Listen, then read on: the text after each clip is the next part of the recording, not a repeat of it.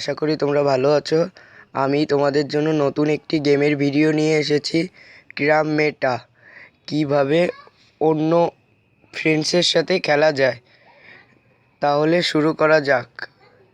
এই ফ্রেন্ডস আমাকে এখন চ্যালেঞ্জ পাঠাবে, আর আমি অ্যাকসেপ্ট করলে আমি ক্রামের মধ্যে ঢুকে যাব। এই যে পাঠিয়ে দিয়েছে, চলো শুরু করা যাক।